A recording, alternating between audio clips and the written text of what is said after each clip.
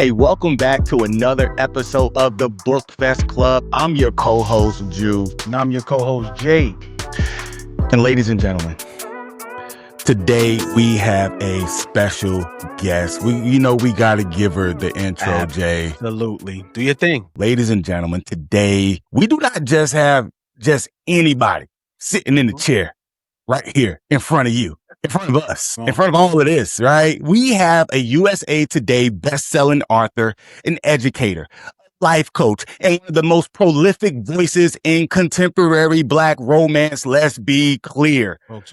A woman who writes with heart, humor, heat, and enough chemistry to make you put the book down, look around the room, and ask Danielle, now, why did you just do that? All right, I know I've done it a few times. Have you done it, Jay? Absolutely. Listen, Danielle Allen is in the building, ladies and gentlemen. She's written over 50 books, 3 of which are from the Curvy Girl series. Danielle gave us women who are not hiding. They're not shrinking. They're not apologizing or waiting to lose 20 pounds before they start living their best life. Absolutely. These women are outside and it's draft season. Team Curvy Girl is tender fish apping. They're attending sold out India Davis concerts. They living happily and in their bodies, the bodies that they have right now. Okay. Not you know what I'm saying? Not the bodies they're going to have later on, the bodies they have right now. Yes. Danielle does not just give comedy and romance. She gives us true substance. Danielle gives us romance that is funny, vulnerable, sexy, uncomfortable at times. Absolutely. Right? I was like, what's the politically correct word to use for this? I'm like, I'm uncomfortable sometimes, but it's always real. She gives us warm fathers who take care of their families. I love the fathers, right? Upbeat mothers who keep everybody encouraged, and mother-daughter relationships filled with love. They're not toxic. It's laughter. And just the right amount of snarkiness. I just made that word. You could take that for your using, Danielle. She reminds readers that plus size women are not side characters. They are the prize. They are the fantasy. They are the fashion influencers, the lovers, the heartbreakers, the leading ladies, and sometimes players, right? In Hollywood. Let me talk to Hollywood right quick. Let me talk to you directly, Hollywood. All right? Whoever has the checkbook, come to the front of the congregation right now. We want to talk to you because the audience is here. The characters are really unforgettable. Hollywood, all you got to do is just stop playing and press record. That's right? It. We need to watch this content on the big tube. I know I do. Listen, Bookfest Club, make some noise for the woman who proves that confidence does not need permission. Love does not come from one size. Curvy girls deserve the entire summer and the whole spotlight. The incomparable Danielle Allen. Let's make some noise. Let's make some noise. Gotta make some noise. I love that intro. I feel like y'all need to come with me everywhere. And like that, if I walk into the room, that needs to be the introduction. I love it. Low, the lights flickering around, just like an introduction when we do sports, right? Yes. The smoke comes up. Like, I love it. How you feeling this season? How's everything going? It is a beautiful, beautiful time. I think that so half the year is done. So we have 6 more months, and it feels like it flew by. And like, God is good. Okay. It's been an incredible year so far, and there's still more incredible time on the clock. Yes. So we're gonna make the most of it. Absolutely. How y'all feeling? We feeling good. I'm feeling good. See, this is the first time one of our guests has asked us how we doing, Jew. Man, you know what I'm saying? But I'm doing well. I did have ACL surgery 8 weeks now post-op. So now we back. We moving and grooving. We're back. Yeah, okay. So we back. Yeah. Remind me to ask you a question about that too. But congratulations on being back, bouncing back. Feels better. Trust me, because laying up and you can't sleep at night, I promise you, it is not something that I wish on my worst enemy. What about you, Jew? Hey man, courageously parenting over here. My son has 2-a-days basketball AU. He has basketball camp and then basketball practice in the evening. My daughter's transitioning to college, so we're getting all that. She graduated in the spring. Now she's getting ready for college in the fall. And so, man, we're in a lot of busy. Like their schedule is boss. I don't know who I am. I'm just a glorified Uber driver, man. But romance, right? Is question one. Romance readers connect with stories that feel emotionally authentic. How have your experiences with love, loss, or heartbreak helped shape your emotional depth of your characters and relationships when you're Oh, writing? absolutely. I feel like, especially like if we're talking about the series Mhm. specifically, um, Aaliyah's whole story, all of the dates that she went on were inspired by either random conversations or like DMs or matches that men have sent to me Mhm. or to a couple of my best friends. And so when I was like, Aaliyah actually went on dates with them. We didn't all like go on dates with these men after they say some of that stuff. Mhm. Like you not hearing from me again. But Right, absolutely. the but like Aaliyah, like they faked it until they got on the date with her, and those were inspired by real conversations that were happening. And I felt like that was important because for a lot of people, they will experience something, they'll be told something, and it'll be some unnecessary comment, something that's hurtful or just like rude, and they will internalize it and Mhm. they'll start feeling like, well, maybe I am too fat to be out here dating. Maybe I should lower my standards because this is my weight or this is what my hair looks like or this is what my skin tone is, et cetera, et cetera, et cetera. Mhm. And instead of sharing it with other people or having friends that they can talk about with it or recognizing that the flaw is with the person and not with them, they internalize it and then that weighs on their self-esteem. So I knew that in my first traditional release, what I wanted was to have this story play out. And one of the things be for people who have experienced it Mhm. to read it and see that, okay, if it's happening to Aaliyah and she's confident and she is like out here putting herself out here to date, and it's not just happening to me because a lot of times part of that personalization is thinking that this is only happening to you. So if you're seeing it and you're seeing it in the way, because some of the comments were Mhm. direct quotes. And What? so it's like, if you're seeing it That's and then crazy. you're like, wait, somebody said that exact same thing to me, then you no longer feel like, oh, it's not me that's the issue. Right. Like fat phobia is the Is issue, the issue. or texturism, or whatever the case may be, racism.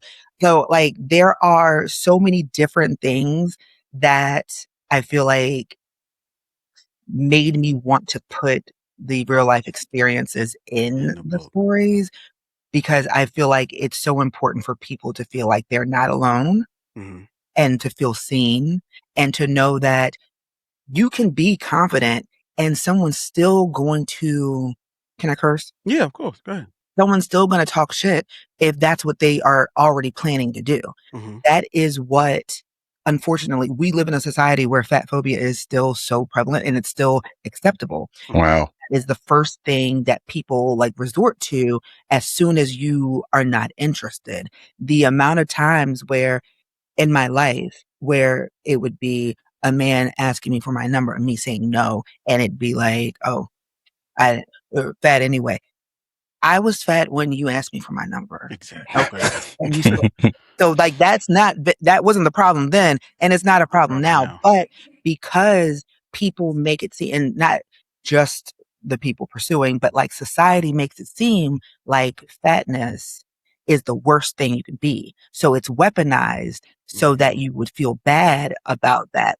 So once you know that you're a bad bitch and you and that isn't going to like make you crumble under the pressure or not going to decide, oh, I'm going to give you my number because you just called me fat. Like, once they recognize that, it's just like, oh, well, there's nothing else to say. Yeah. That's Understood. why the real life experiences in the book matter. Hey, yo, Jules here for the Bookfest Club. Wanted to take a break from the episode to let you know about our new merch store, man. This is a hat, navy, flagship Bookfest Club, signature hat. All right, it's the dead hat. I love it here. I'm going to take my hat off and let y'all see my bald spot. I don't even care. Got the little logo back there, the TBC logo there. Bookfest Club. This is the stitched logo here, man. It's really dope. We got a lot of stuff over there for the fellas, and we got a ton of stuff over there for the ladies, man. It's for the bookish community. It's for you, all right? Listen up, the Bookfest Club. Check it out. Link in the video description below. Now back to the episode. Danielle, according to people.com, you were quoted saying that I knew that I wanted my first traditional release to be about, and I quote, fat black women with natural hair because you don't see women who look like me who are the center of their love story. And that's according to people.com. What has been some of the biggest backlash you've seen since you've platformed Curvy Women? Honestly, I haven't seen that much backlash. I've seen people feel like there's too much fat phobia in the story. But I feel like it would have done a disservice to not have the real life experiences that we go through. And when you're looking at like books and TV shows and movies in traditional spaces, you're not seeing fat black women with natural hair as the center of the love story. You might see them as a side character. You might see them as the funny best friend, but you are never seeing them as the center of the love story.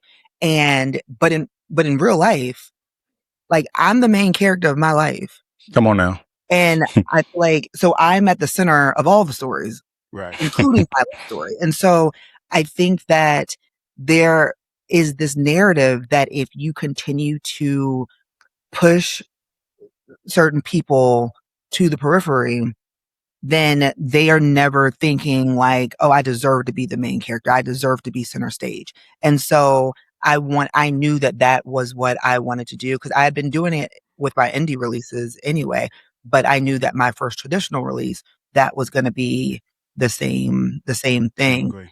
And I think that the only thing is what I've seen is just when people are just like, I just hate that, there were so many different people calling her fat, yada, yada, yada. That unfortunately is real life.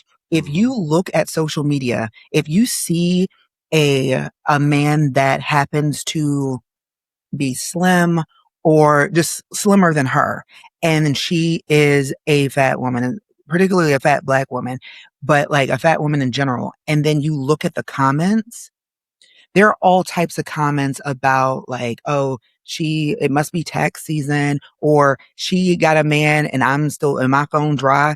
Like, why would you feel like that is okay? That you're commenting on this person's like engagement photo or their wedding picture. Why are you commenting that? But also, why do you feel like because you are not fat and the person in the photo is fat, come on now, of love, that you are more deserving of a happily ever after? And it's ridiculous, but it's like, it's so ingrained and it happens all the time that sometimes you just get used to it and it just becomes white noise. So then when I'm writing this story and you're seeing it, now you're feeling like I'm the one who's putting it out. No, that is a lived experience. Like, because not just the person that you're directing it to who is seeing like those comments. If you are just scrolling by and you're seeing people saying that, and you have the same body type or that you have the same hairstyle, like whatever it is that you are sharing in common with the person, and they're saying that about that person, they're saying that about you too. And then it's just like, if you aren't like fortified in who you are, right, in the stuff that people are saying, it could negatively impact you. And I think it would have been so unrealistic to have these characters not endure what is truly happening, because unfortunately society is the way it is, because then it's easy to say, well, she was able to get her happily ever after because she didn't have to deal with all of the stuff, but I'm dealing with the stuff. I wanted people to see that you can still be a bad bitch and have people calling you fat. You can still be a bad bitch and have your happily ever after and have people like saying that you aren't deserving of Love the or partner that likeness. you have. Mm-hmm.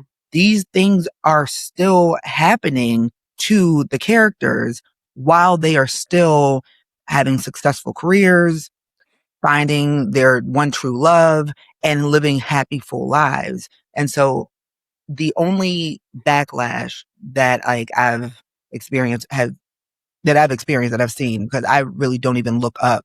Like if someone sends me the that's what I want to see. I don't go looking for. For the Mhm. negativity. Only thing that I have seen has been like people saying that there was too much fat shaming, and it's like look every day, like Look my Yeah. around, it business happens. working from home. I got an email. This was right before release day, and they were like, "Oh, Danielle, we love your content. We think it's so great. We would love to have you as a spokesperson for our GLP-1 thing." I'm at home minding my business. I don't even know this company, Wow. and they, you know Wow. what I mean. So like I'm just existing in a fat body, being a bad bitch, minding my business, and they're emailing me this out of nowhere, and so it's like it happens like constantly. But if Yeah. you aren't experiencing it and you don't live that life, you don't live in a fat body, especially if you're black, if you have natural hair, if that is not your lived experience, then you may think that, It's oh, this was overbearing or happening a something. lot. This is Mm-hmm. overkill. But the reality is it's not. And so I think that it was very important. But I also feel like there were like the men who have read it. Mm. What I love is how they have seen a different perspective, that especially with the dates, like every man that I know that has read it has reached out to say that it made them look at not only dating differently, but also like some of the things that they like say, not knowing that like it That's a big wasn't a thing. good thing to That's a say. Yeah. big Um, thing. Yeah. and then I've had thin women say that they had friends that they didn't realize that comments like, "Oh, I'm feeling fat today," why that would like, because okay, so you're not fat, but like why? So you're basically saying that that's a bad thing. Why is that a bad thing? As you're looking at your fat friend and you're saying, "Oh, I feel fat today," what are you really saying? And so like she Mm. was like, Mm. it helped her really better understand her friends and like recognize that some of the stuff that she was saying was probably coming off differently than what she meant. So like, I love the stories like that, but backlash I haven't, I got outside you. of what I've Okay. seen. Okay. So, and I But Okay. really keep it that way. W- uh, w- uh, Well, other than, go ahead, Drew. I'm you sorry. had something to caveat with that? Nah, go ahead. You good. Okay, cool. I wanted to kind of pivot a little bit because I seen in your bio where you're a life coach as well. And so as a life coach, what have been some of the most rewarding aspects of that profession? And what challenges have you encountered along the way in just dealing with people? So I feel like people are people. And so that's a challenge in and of itself. But one thing that I love is that I am able to reach more people through fiction than I would ever be able to reach if I were That's just real. one on one with individuals. So Yeah. when I write, I don't like flesh out the story ahead of time. I don't outline at all. I know Mhm. who the characters are. I know how it's going to end, but I Mm-hmm. don't know the journey they're going to take. I let them tell me. But sometimes I don't even know how it's going to end. I know the purpose of the story though, and the life lessons that I want in there. And like, as the story goes on, as they endure other things, I embed other life lessons in there. So I feel like one of the most powerful things about what it is that I do is that I am putting in what I would, if I was in whatever the particular situation is that the people are going through, like putting those life lessons in for people to take away. So if you are reading, one of my indie titles is Broken Clocks. If you're reading Broken Clocks Mhm. and you get to the end of it and you are feeling all types of different emotions and it carries you through, then that was what I intended.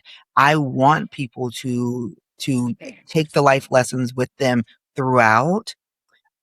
Same within the Curve series, there's like different life lessons embedded in each of the Oh stories. yeah, tons. And like Absolutely. but especially in Big Girl Blitz, because the prominence of Aunt Addie, and she's an older woman who has more life experience. So having those life lessons embedded in was my contribution to society, so that Mm, no matter what happens, because the books are going to outlast me.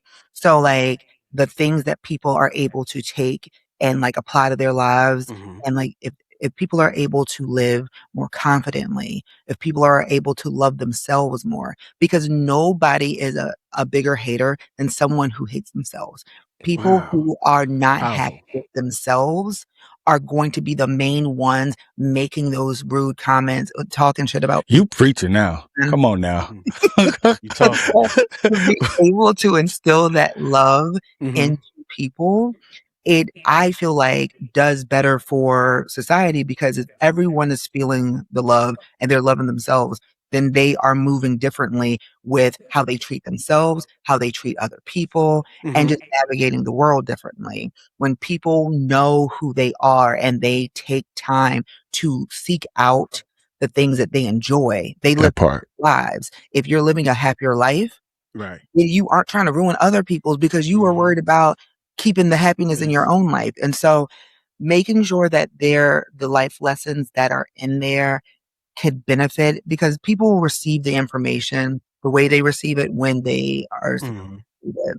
And so someone could read the book today and pick up on 3 of the life lessons I put in there. Right. If they reread it or someone else reads it who's going through a different situation, they Mhm. might pick up on 3 others. And so it's like being able to touch the people in that way is how, like, I feel like I'm able to infuse life coaching into everything, because I feel like that is more powerful and more effective to me than just working one on One one. on one. And so So if we gonna stay in this life coach, have you ever created a character that's like whose choices frustrated the life coach in you, and but the story delighted you, That's a good right? question. Yeah. yes. So here's the thing. In Big Girl Blitz, you have Jasmine Mhm. and you have Lamar. And Jasmine gets a lot of flack because it's like, oh, she is living in the past and she is so negative and et cetera, et Mhm. cetera, et cetera. And why is she not talking to him and telling him stuff?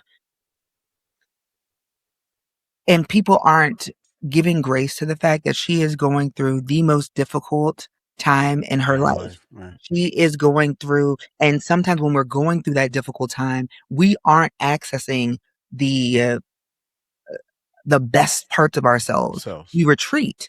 And Mhm. so it was, as I'm writing it, I know that it's going to rub people away, but not necessarily because of Mm. her. It's rubbing people away because they're seeing themselves. I feel like I have not encountered one person who has felt like Jasmine was frustrating to them. Mhm. And then when I'm asking them about their frustration, and then I'm asking them about themselves and Mhm. how they handle situations. And it's like, you want Jasmine to do better than you would do in that situation. So you're frustrated because she's not doing better than you see it from the Mhm. outside, but do you see it when you do it in your own life? And so having people have to reflect on that, I feel like is powerful, but it was frustrating in that vein. But also, Lamar also struggled with communication. And but the women, for whatever reason, are all the They people are love Lamar. harder on the women. Yeah, they're the ones that They get the love him. flack. Yeah. Okay? And so everybody's like, "Oh, Jasmine should have did this, should have did that." Lamar, he communicated the exact same way. And so it's like Lamar is celebrated and loved and revered as like he's a great man. And he is, but like his communication issues are never highlighted to the same degree Right. as Jasmine's, but they communicated the exact same, which is partially why they worked as a couple because they understood each other. And Yeah. so I feel like but it was frustrating because at any point Mhm. in Big Girl Blitz, one fully honest conversation with the two of them could have wiped out The half whole of thing. them. The whole but, relationship. Yeah. but It- they were, because of where they were in their lives and the different Mhm. things that were happening, it wasn't easy. Easy. And that's the thing in real life. Yeah. Hard conversations are hard. That's And why I like Russ. That's why I like Russ. That's why I like Oh Russ. Lord. Russ had them difficult listen, this is what it is. You my woman, and this is what it is. I love, you know what I'm saying? Like, I run this. Like, don't worry about that. I don't care nothing about that. that when people are like, who's your favorite? I love them all and I love them all for different reasons. Mhm. But Russ, that is the energy that Yeah. I need just because of who I am as a person. Like Mhm. I stand on it, say what it is, and then the fallout will be the fallout. But say what it is. Yeah. I feel like Ahmad play too much and Lamar is just like, I want to make Yeah, but these main male characters are like romanticized, and you see that throughout romance books. That whole genre where the men are romanticized, regardless of like it's their like shortcomings. when Ahmad took Aaliyah in the back office, right? I went And they had some festivities back there.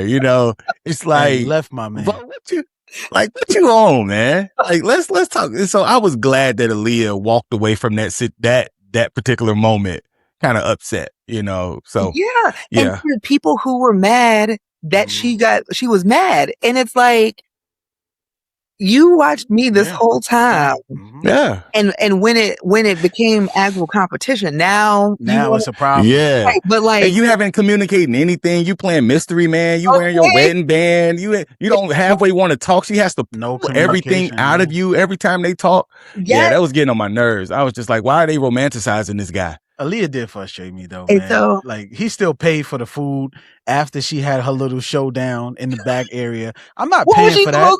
what No, was she she's supposed to say, I'm gonna cover this. Don't worry about it. I'm gonna cover this because you don't she know what just she was transpired 5 minutes ago. discombobulated, okay? She Yeah, was like, he wait pulled a out minute, them I need 50s. to I would have go. left. Oh Lord, I said we'll get into that most definitely. We'll definitely Yeah. get into that. No, but I feel like, could you imagine, let's say she wasn't in the office. Let's say she was in the bathroom. He ordered a table full of food. Exactly. And so I feel Facts. like her stomach could have been a knot. And so he could have thought she was and he did think that Yeah, she he was in thought the that she back. was in the back. And so Ooh, she I could was. see him being like, I don't want to embarrass her and be like, oh, stay. If she's saying her stomach, Good. I'm gonna let He that didn't be. give him the money back. Yeah. He was willing to pay for the Uber. I was like, she I is got some getting milk of away. magnesia in my Yeah, car. I she's could go getting away get with for it you. all right now, yo. That's crazy. But he didn't know. I feel like y'all only feel like this because y'all know what happened. He didn't know. Right. He He thought she didn't was in the know. bathroom. True. It So could he have been was Right. any like, one of oh us. man. But you It's too much. kind of, I don't know. I don't know. You have 49 self-published titles, many of them novellas. I'm a fan of novellas. I'm fairly new to the bookish community. I only been in the bookish community about 2 years now. I love it. And in the industry, novellas sometimes they treat the shorter stories as lesser serious or less valuable. But a novella requires, in my opinion, because I'm a speaker and it's harder for me to speak for 60 seconds than for 60 minutes. Right. And so a novella requires discipline because every scene has to earn its place. Do you view the novella as a limitation or as a form of respect for a reader's time? I feel like it's a form of respect for a reader's time, but also sometimes the story is just the story. And like, it doesn't That's take good. long to get to what the heart of and what it is that you're trying to say. There's only been a couple of times where I've gone in thinking I'm going to write a novella. and then it turns into a longer thing. But most of the times when I know that I want to write a novella, I'm like, okay, these are the things that need to happen. Let's go. And I feel like I think I'm stricter on the characters because I let them control the show. Mhm. But I feel like I'm stricter on them in a novella because we know we have a limited time to make things happen. So like Yes. some scenes, they're not going to make it. Like, is this important? What's the story y'all trying to Absolutely. tell? What's going on? But with a novel, like sometimes it's like meandering and I'm like, so that first draft is a lot longer because I'm like, where are y'all taking me? What's going on? That's me. I need pacing. Like I'm Right. all I about need pacing. patience Like I need my pace to be on point. That's why I love immediately. novellas. Yeah. Yeah. And so I think that with a novella, you are able to, when done well, you get the same impact of a full length novel. Like you get you get the whole story. Mm. It's just shorter. And Right. so Yeah. I love a good That's novella. good. So That's good. For so all y'all here novella haters out there. you got her answer. But let's shift the conversation to something that might be a little bit more sentimental, right? You said in a previous interview, that your favorite author is Maya Angelou, right? If you could sit down with the great Miss Angelou, what question would you ask her and why? Oh, Mm. goodness. So there's so many things, but I think I would want to know what she felt like the most impactful experience in her life was. Because when in learning about her in school and then like, it gets more involved as you get older, you're learning more and more. It's like she has been through A lot. so much. And I feel like when people talk about, I know when I learned in grade school that like she didn't speak for like 5 years, and that's where she learned that she loved reading and writing and all of that. Mhm. Mhm. That's crazy. But it was when I was in college that I learned that she didn't speak for 5 years because she was raped when she was 8. And Wow. when she spoke about like, she told her brother told the family, Mhm. and, the man who did it was her mom's boyfriend. He went to jail for 1 day Oh Wow. wow. and Wow. so that makes me mad in and of itself. But he got out and, he got murdered, and they don't know who did it. It was suspected it could have been one of the uncles. Right. But, Mm. but like she felt like that was her fault, that he got murdered and it was her because again, she's 8. Mhm. And so so then she was like, she felt like her voice was the reason that, that this happened. All of that Then happened. that's when she stopped talking. You know what I mean? And so it's like,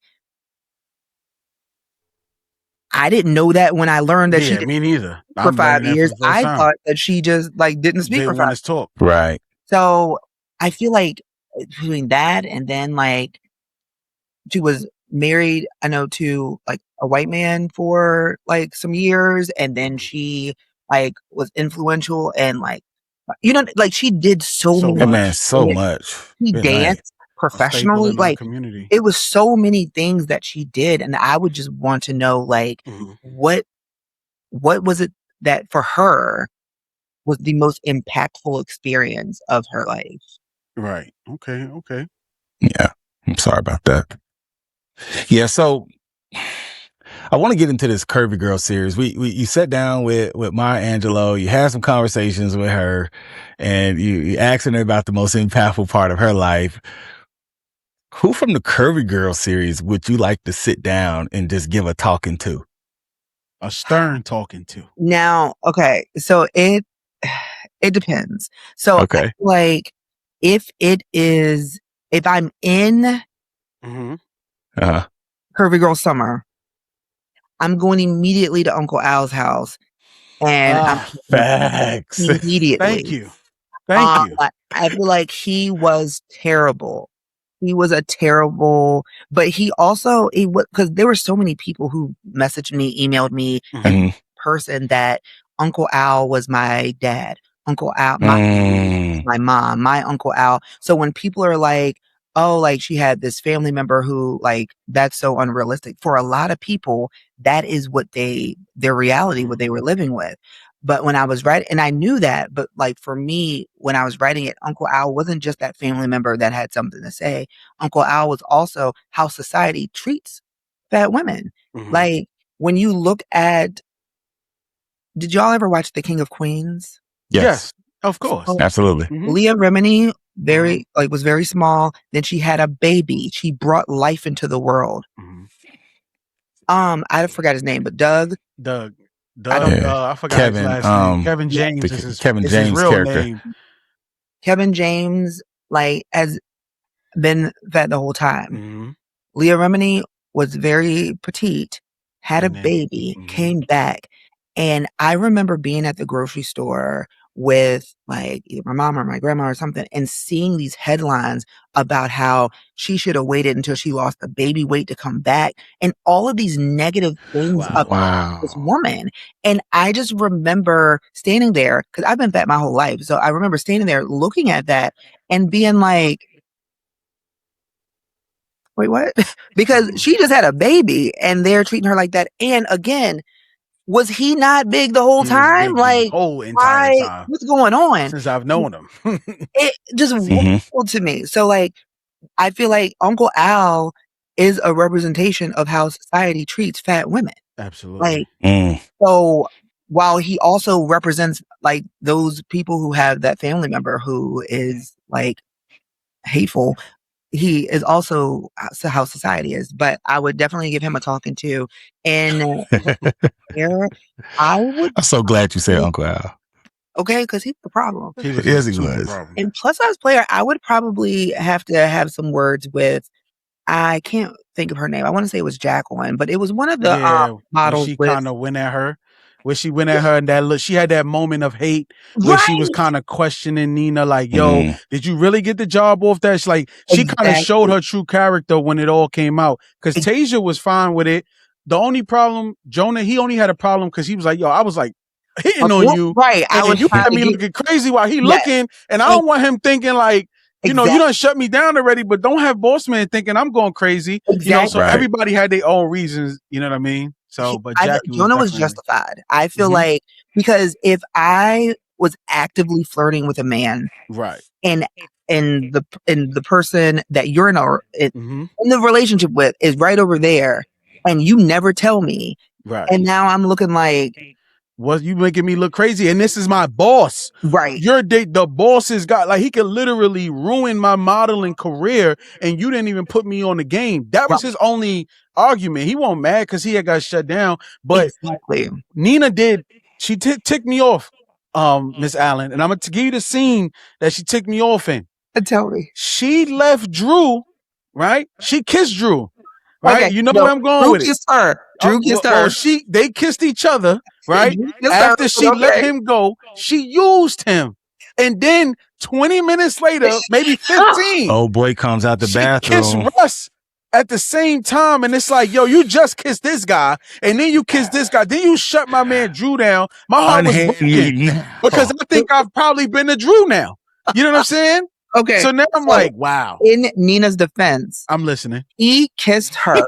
She did not kiss him. Oh my God. It was no tongue. It was like he kissed her and she was just like, okay. She used him. She did not expect. No, as soon as she told all of them straight up. She never but she used him for the ball. He said, hey, do you want to see for the streets? And then he was like, yeah. So once she saw that his feelings were deeper than where she was, she said, oh, I don't want you to get hurt. Like, let me let you go because you deserve somebody who like kissed her and said, oh, all right, well, let me give you a parting gift. And exactly. But I just feel like she kissed him. And I think it was written where it says he brushed against my lips. Right. You know what I'm saying? So it wasn't like a passionate tongue down the throat. Just didn't like the fact that she used him. She said it. She's like, I can use him because he's more, he could fit in that area. He could fit with these people. He's the sociable guy that you bring to these events. So she was using him from the beginning. Like, I ain't like that. Then soon as she would have invited the fun one, but he had something to do. Right. And then The other The one he educated couldn't one. dress. Yeah, he couldn't dress. And then the His educator, orange he could pumpkins. dress, but he was socially awkward. And Mhm. so of her roster, she was like, Her okay, well, I'll see what you got going on. The But roster. that's the same thing that Sheesh. we do when we are like, when I want to go see a horror movie, I know to call up one of my best friends and her husband because they love horror. Mhm. When I'm not a historical kind of gal, but if I were going to see something historical, another best friend is into historical. A rom-com, so like what she did was not wrong. It's okay. If I'm going to see a horror movie, I'm not calling my friend who likes the rom-coms because Right. so Nina was like, "Oh, I'm going to this event. Why would I invite somebody who I have to babysit?" Because that was her thing with the educator. Yeah. He wouldn't have mixed and mingled. He would have just been uncomfortable. And then so when she felt like, okay, he's catching feelings, let him go. Mhm. He brushed his lips across hers. Oh. So like it wasn't Mm. different than if you are allergic to, let's say you're allergic to lemon Mhm. and then someone is drinking lemonade and then you run into them 20 minutes later and it's like it's an old flame and then it's like, "Oh, hey." And then y'all kiss. You didn't plan to see them and kiss them, so you Nah. had that lemonade She and should it have fell wasn't back. on purpose. She should have fell back. That's my That was case. the only time that Nina ticked me off. Other than that, like, and then I kept telling Jules, I kept saying, like, you know how they say the Knicks in 5? I kept saying Nina in 4.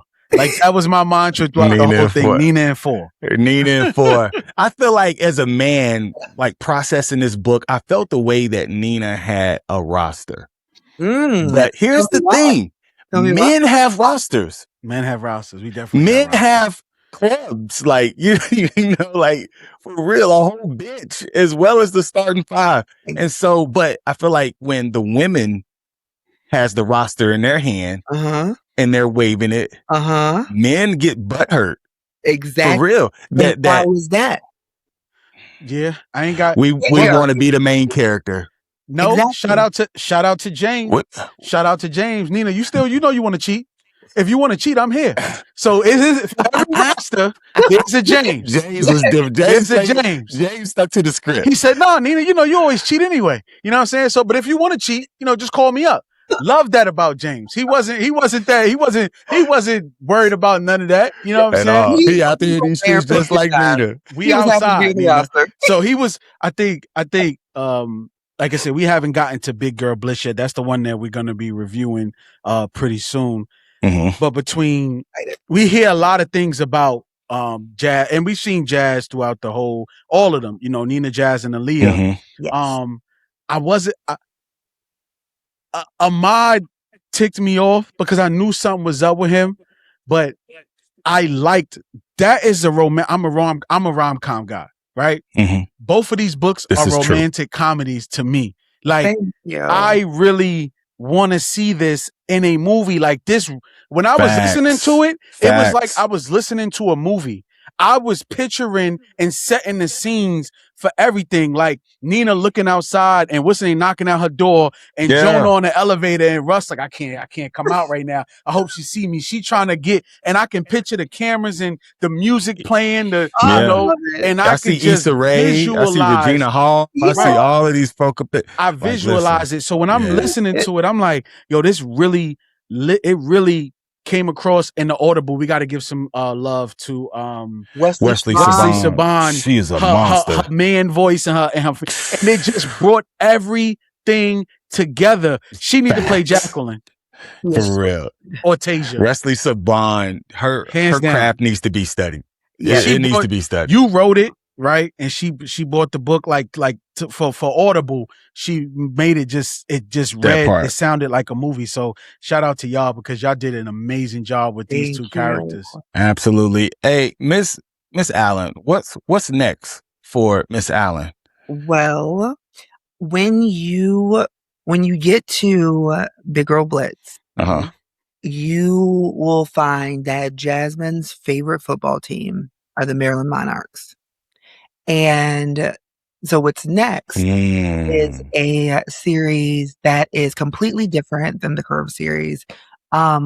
but it is about the Maryland Monarchs. And so Outstanding. I Oh, saw that on your website. I was like, let's what's the go. Maryland? But I Let's hadn't got go. to the final book in the series yet. I just finished Plus size player. Plus Side Player. And so And that's good to know. Cause I'm up here like, I even asked Jay earlier this week. I was like, what's the Maryland Monarchs, man? He's like, I don't know. Because we haven't got to that book. And so so that's when you cool. read Jasmine's book, there's going to be something that Jazz remarks on. mhm. It's going to be something just, yeah, if I didn't say anything about it, you might not pick up on it, but something happens, she remarks on it, and then it continues on. So the I first like those little Easter eggs.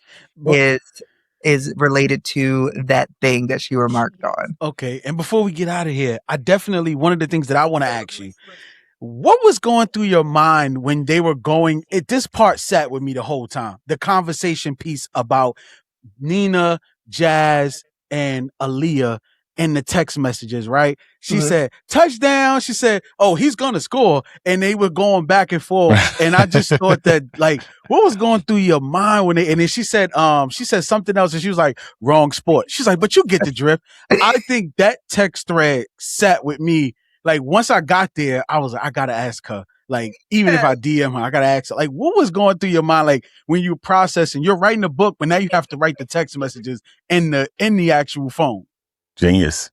Thank you. I feel like they are best friends. They text all the time. They have a group chat.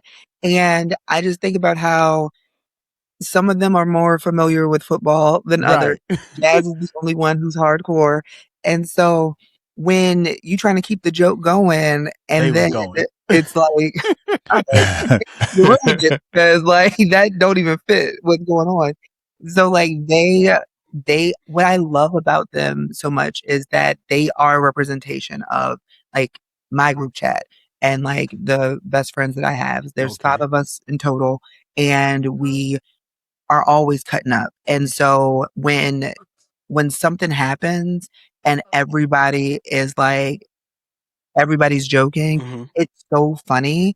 And then there's always like something that happens that's just like, all right, well, we're gonna We're gonna wrap this up. the I vibe got is you. ruined. Like, why did you say that? That part. So it was always a good time when I could bring all 3 of them together. Yes. So Big Girl Blitz, when you get there, that's the one that goes beyond the summer. So then you are seeing Okay. them together more and you're seeing updates, if you will, on the other relationships. Oh, and That's cool. before you go, Drew, I definitely want to harp on this point. I like the fact that it's all happening at the same time. Yeah. Like, You know, I think that motion is going amazing because I it had haven't to take seen me that back. before. I haven't seen that. So I'm thinking like when she said, oh, I got to go to the 30th birthday party. And I'm like, wait, but that happened in Curvy Girl Summer. That was Aaliyah. So all of this is happening in real time between the 2 friends thus far. So I was like, that was a hat off. I don't know. I Yeah, don't because know if people usually in the caught that, series, it but picks up where I it left off. definitely caught that. And I was like, Yeah. it made the book even more interesting because now that I'm thinking about it, Nina's going through her stuff. And now I'm thinking about Aaliyah's going through her stuff as well. yes, So it's just like all in the same universe at the same time. exactly. Because we are all the main characters of our own story. So Come on like now. the same time period is passing and Mhm. Oh I'm my going through gosh, what this is I'm going good. through. You're going through what you're going through. You 2 are going through what y'all are going through. But we're all in time and space together at the Right. same time. Absolutely. But what's very, very important to me Mhm. right now, y'all could care less about. You know what I mean? Like, Right. and then like, so we are all existing in the same Same time. time. They Yeah. as friends. So like their happiness and sadness impacts the other, but Yes. they're still the main characters of their lives. And so they still have things going on. Just like they checked on Jasmine. They're trying to see, like, y'all don't know what's going on with Jasmine Mhm. that much. You know that her aunt's sick. You know Her aunt's sick. Yeah. in Yeah. there. And when she tried to pry, Nina tried to pry. She was like, "No, No. not Mhm. not right Not right now. now. What Yeah. what what, what do you have?" And so, man, that was so real written. Mhm. Yeah. Oh Thank my goodness. you. Thank you. Thank you. Yeah. And so that makes me happy because when you are getting through Jasmine's story, it starts before Curvy Girl Summer starts. because Aaliyah is saying how she's hot and bothered and she's trying not to circle back to anybody, but it's getting, but we already know because we read Curvy Girl Summer. Because what an she intro in circled Curvy back. Girl And Summer. so, What an intro. Intro was crazy. Off the week rip, it's a before, lot. It's like saxophones are playing. It's like I think that's like the Meek Mill of intros. Like Meek Mill's intro, and then that Danielle Allen. That joint is like you gotta top that one. Jeez. Yeah. And so if people want to connect with you after this episode here, how can people connect with you and dive more into the Danielle Allen universe? Well, I am on social media at author Danielle Allen. On Facebook, TikTok, Instagram, it's at author Danielle Allen. Blue Sky, I feel like I think D Allen XOXO or XOXO D Allen. Okay. But yes, we'll put all that below in the video description for you. Yes. Okay, perfect. And then I did a lot of events this year. Yes. And I am tired, and I've realized that I am no longer able to write all night like I used to. I will be my plan is to be at less events next year, but I will be at some events next year, and the information for that will be on my website soon. So that's authordanielleallen.com. I have a Substack and I have a Patreon. So those are linked in my bio on Instagram and TikTok. And so, I got you. So y'all don't get mad when she tell y'all no. All right, y'all heard it here, man. She's working hard. She got a new series, and if it's anything like Curvy Girl, we might as well the Curvy series. We might as well get ready and buckle up. Yeah, that part, man. It's gonna be different, but it's gonna. The first one's a slow burn, and then it picks up. The next one is not. Okay, understood. I like those slow burns, man. That's the best cooking. That's the best cooking. I think so too, but they are frustrating. That part. Miss Allen, thank you so much for taking time out of your schedule to interview and sit down and have a conversation with us. It's been a treat. Yes, thank y'all so much. I appreciate you all reaching out. It's been a good time, so thank you. No problem. Absolutely. Until the next episode, y'all, we got Jules the Architect, we got Jay the Speaker, we got Miss Danielle Allen in the building. Until next time, peace. Peace.